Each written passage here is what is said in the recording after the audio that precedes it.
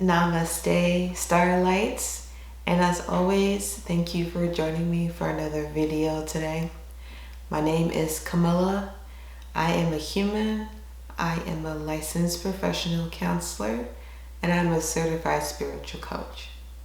So, as always, we'll start this video by taking 3 deep breaths.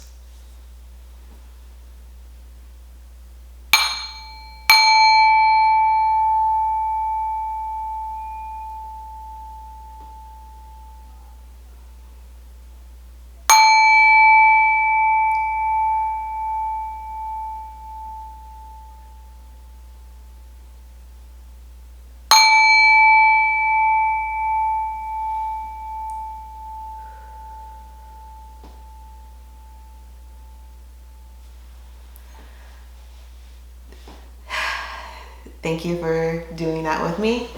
As you can see, I think I needed that breath, and I hope you did too. So the next thing, as always, is to set an intention for today's video. And the intention for today's video is going to be to just be more mindful and be more present in your daily life. And so that I hope for you, Starlight, that once again, you are able to just take full advantage of your day-to-day and of your present being. And this video is going to be diving more into mindfulness. So I'll start off by kind of prefacing that mindfulness is something that I'm passionate about, not only as someone who helps other people through therapy and coaching, but also in my own personal life and my own things that I go through, maintaining my own mental health and being my own spiritual journey.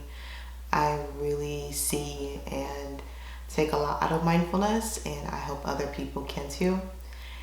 So, what is mindfulness, right? The shortened down version is just being present. The longer definition of mindfulness starts off by looking at the 2 components of mindfulness. So we have the first component, which is self-awareness. And this is being self-aware of your body, of your thoughts, of your behaviors, just overall what is coming up for you currently, and being in touch with that. The second part of mindfulness is acceptance, or being not judgmental towards ourselves. And that's a pivotal one to remember. That being, a lot of times we judge ourselves. We tend to judge ourselves for how we feel. Sometimes if we feel sad, it's like, why am I feeling sad?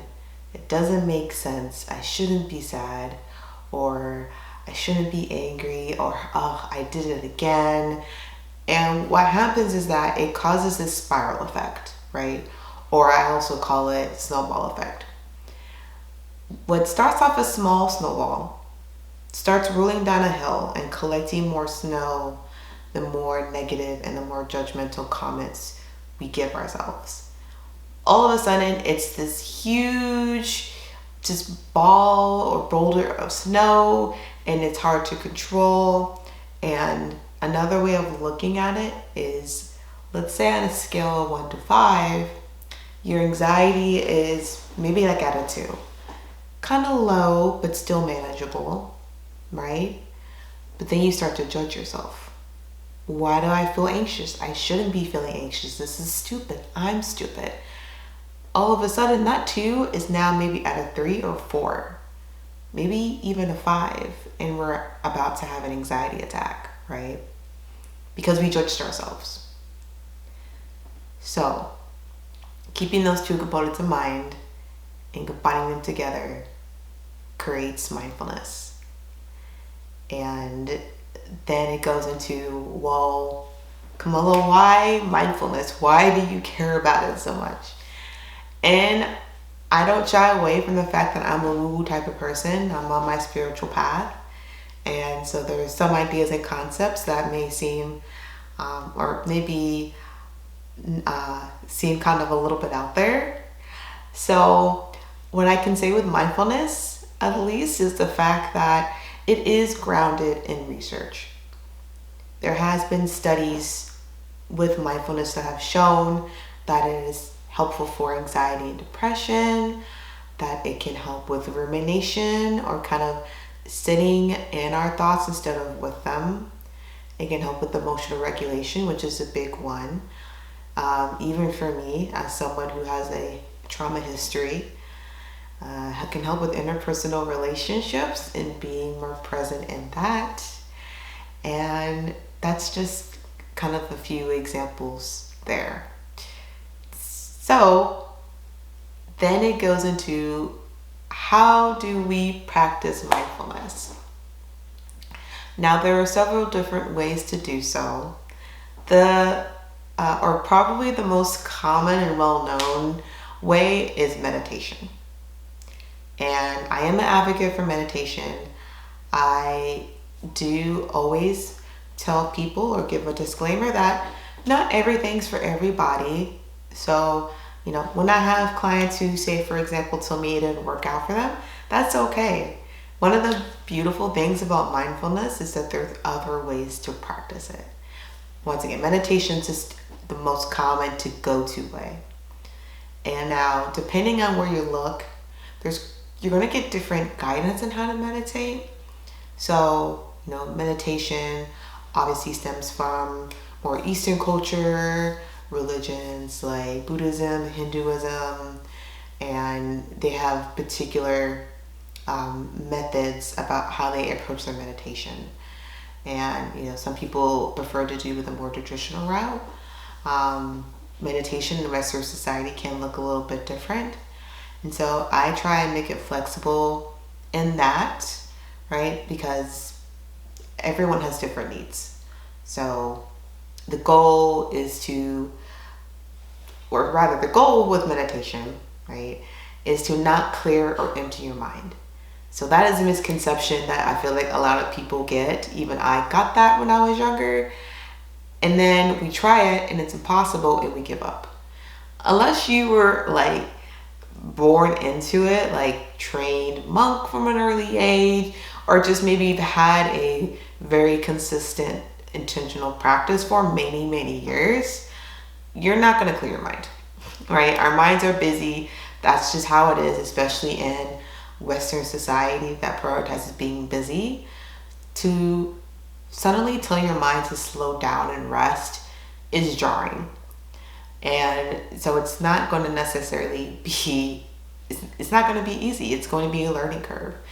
Just as we go to the gym to physically work out our bodies, and if we stop going to the gym for a couple weeks, months, and go back, we can't resume the same workout we did before, right? Unless we potentially hurt, or if we do, we potentially hurt ourselves. So it's the same thing with mindfulness. Mindfulness is literally, it's like sort of a workout regimen for your brain. So to meditate, you can once again do it different ways. You can sit to more traditional cross-legged. You can sit in a chair. I typically can lay down, right? I mean, I'm chronically ill and I work with clients who are chronically ill and or disabled. So comfort is key. If you're not comfortable, you're not going to be able to maximize the usefulness you can of the meditation. And then start with a good ballpark number. So I usually say like 15 minutes is a good place to start. And now how to meditate or where to go to get your meditations varies. So once again, there's various apps out there. I'm sure a lot of people have heard of Headspace and Calm, right? And those are ones that are pretty decent, but a lot of the stuff is kind of behind a paywall, unfortunately. So my to-go-to app is called Insight Timer. And one of the reasons why I love Insight Timer is that you can get so much out of it in the free version, right? And that's always a good thing. And they have kind of like coaches and other professionals who upload their meditations. So it's more like that. It's more community based as well. So what I like to do is I like to use Insight Timer, and I like to find and search for meditation that calls to me, that sticks out. Maybe there's something that I feel like I need to work on, or maybe something that was advised to me by my therapist. She has sent me meditations through Insight Timer before. And so once again, I kind of just tune in about what I need, and I'll find a meditation pertaining to that. And I'll just get in my pose and I'll start meditating. And of course, the most important thing with meditation is the breath, right? You want to make sure that you are breathing. And when I say that, I mean deep belly breaths. If you put your hand on your stomach should be inflating up and down. So box breathing is a good technique to maybe incorporate. So that's the inhaling for 4 seconds, holding for 4 seconds, exhaling for 4 seconds, and then holding for another 4 seconds. But if that's hard to kind of keep up with, because I struggle to do that sometimes too, just making sure your stomach is inflating up and down. You want to get your body into a state of calmness, which shallow breathing and even regular breathing doesn't necessarily do. So, and then here come the thoughts, right? So what do we do with them? Once again, the goal of meditation is to not clear your mind. The goal is to be aware of what comes up, acknowledge it, and then let it pass. I like to equate it to cloud watching, right? Usually when we maybe see a cloud in the sky that gauges our interest or piques our interest, we'll kind of examine it and then we'll just watch it as it just floats off into a different direction. You know, I mean, maybe some people crank their head and follow it. For the most part though, you usually just kind of let it pass. And oh, sorry here, my chair is for some reason sinking down into the ground. So anyway, yes, we notice clouds in the sky and notice them passing. And that's what you want to do with your thoughts, right? So if you're meditating and you have a thought that comes up, say for example, I have this assignment due tomorrow, or I have this errand to do tomorrow, and your mind starts focusing on that. Notice it, bring it back. Now you can bring it back in several different ways. One is the breath. So bringing it back to focusing on the breath, on the inhale and exhale. Second way is maybe using a mantra or a saying. Now there is the traditional Om, right? Which once again is taken from Eastern culture. Or you can make up your own mantra. I am at peace, or I am safe. Once again, whatever the universe calls out to you. And then you just meditate. So if you're a beginner, I recommend a good starting point of like maybe 15 minutes. And if that's too much, break it down to 10 minutes. That's too much, lower it to 5 minutes. Once again, mindfulness is so flexible, and that makes it so fantastic. You could do it for a minute, right? You may not be able to find a guided meditation for a minute, but you could meditate for a minute if you want to, right? Especially if you're someone like me, so I can experience cognitive fog as a result of my MS. Sometimes it's harder to do longer meditations because my brain really can't focus.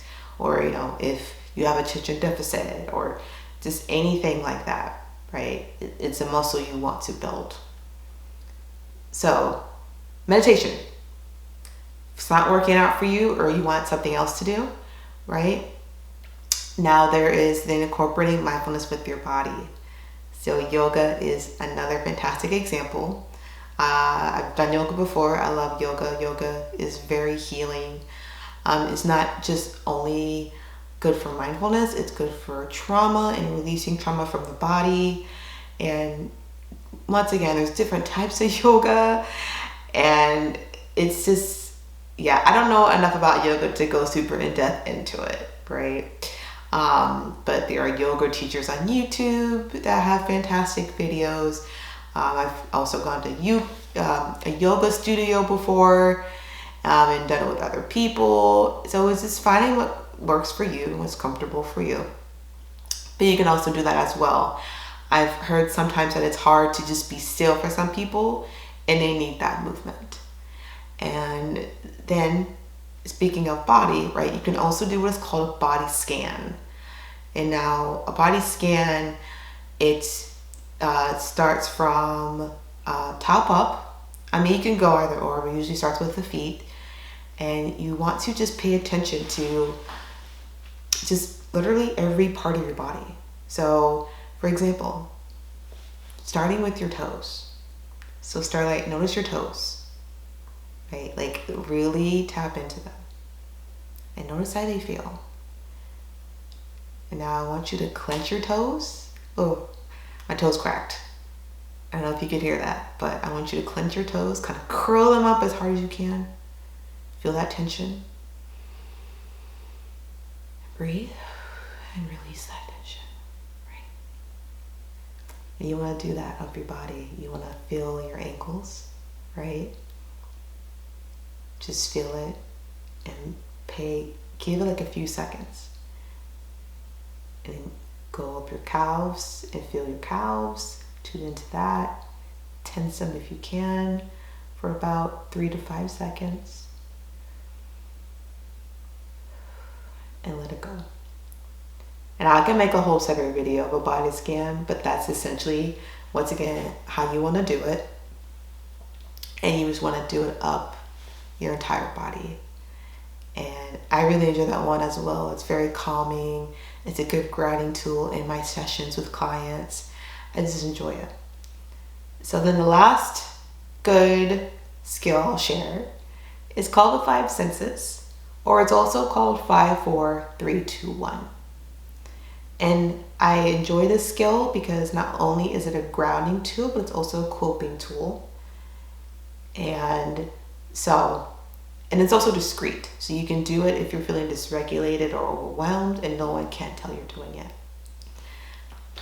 And so I'll walk through it with you. So first, Starlight, I want you to list 5 things you can see. So for me, I can see the camera in front of me as I'm talking to you. I can see the ring light and then the microphone. I can see in the corner of my eye the space heater, and out of the corner of my eye I can also see the bag for the ring light. So after you listed 5 things you see, what are 4 things you can feel? So I can feel the texture of my pants. I can feel also the texture of my sweatshirt against my arms. I can feel the ring on my finger. And I can feel my locks on the back of my neck. So now, what are 3 things you can hear? So I can hear my voice. I can hear, surprisingly, it's kind of quiet right now.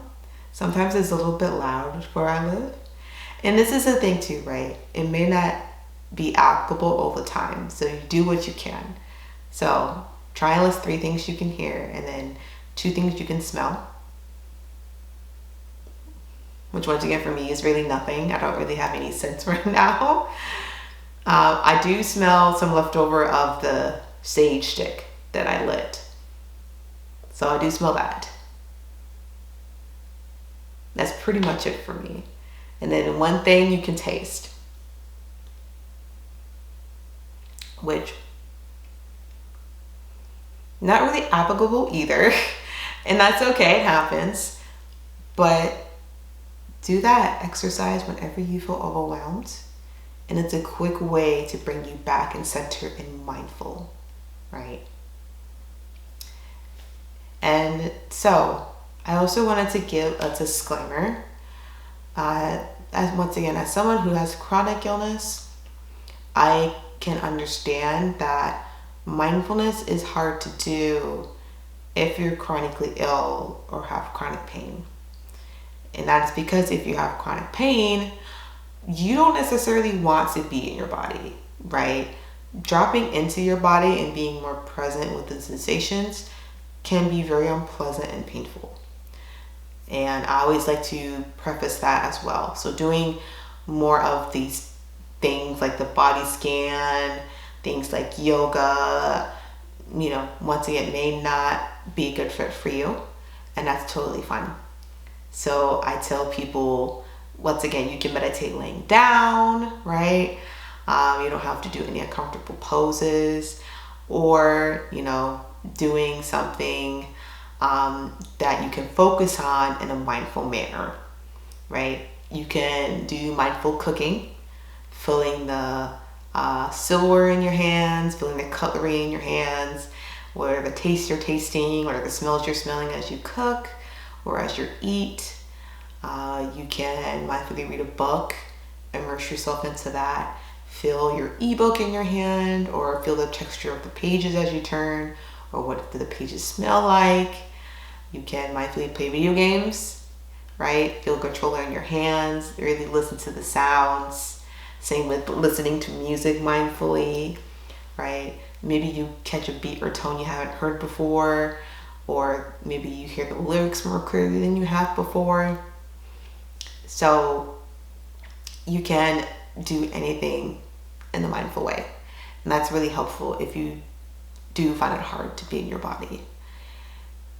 And so finally, why is mindfulness so important, right? So for me, I find mindfulness to be really helpful with stuff like anxiety. Anxiety is very future focused about what could happen, what may happen, and catastrophizing, which is probably the biggest thinking error that goes hand in hand with anxiety.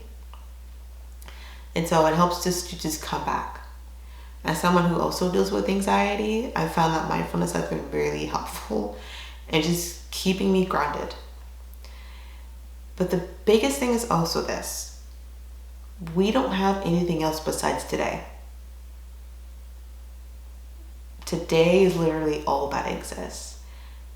And I'll say it like this: today is the only thing we experience. So yesterday happened, but we experienced yesterday as today. Tomorrow will happen, but we will experience tomorrow as today. Today is literally the only time we live. We can only experience today. Isn't that crazy? But it's true.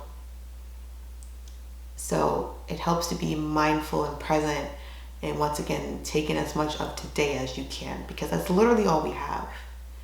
It's weird to think about how we age, right? In that we used to be a kid and, look younger, maybe feel a different way. And then we get older, we develop, we go through puberty. We obviously don't look the same. And that happens gradually every day. We only have today. And that happens so gradually. Today you were a day older than yesterday. And it may not make a difference, but when you look back on a photo 5 years in the future, you'll be amazed, right? And so that's why mindfulness is so important. Especially when heavy things happen, when there's uncertainty of the future. A lot of it can be under or not in our control. And so all we need to do is just focus on what's in front of us.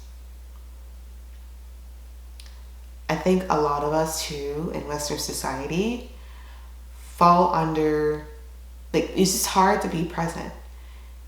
You ever hear people who just say, they work starts Monday and are like, damn, I can't wait until Friday. I can't wait until I clock out for a day. That's not being present. That is living for the future that you experience as the present, but it's just living for a few days out of the week. And that's not a way to live. I know there's a lot with capitalism and our society not prioritizing rest and prioritizing work and success. And so it makes sense why we fall into that mindset.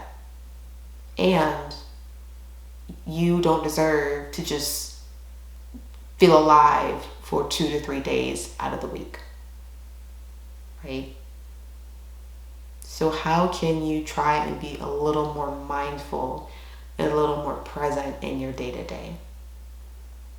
Whether it's, doing something you enjoy after work, or if you can once again find a little thing that brings you hope, that is a glimmer during your workday, and be mindful and present in that. Maybe you got a compliment from your supervisor. Maybe you got a compliment from a client. Maybe, you had a really good lunch. And as corny and cliche as that sounds, those are the moments where you're going to need to tap into being mindful. Because all we have is the present. And what happens is that we look back on our past as we get older, or on our deathbed, and we hold so much regret because we weren't living, right?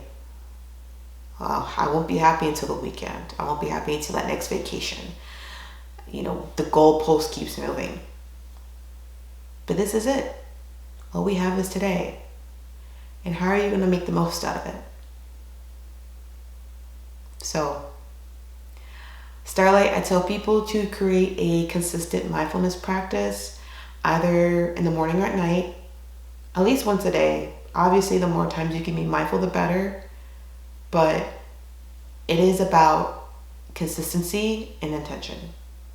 Once again, if you go to the gym like 2 times a week, right? You're making progress, but it may be a little bit slow to see results, right? Obviously, you can't meditate once and think, okay, I got it. So find something that works for you and then just do it. And hopefully you'll see some peace too.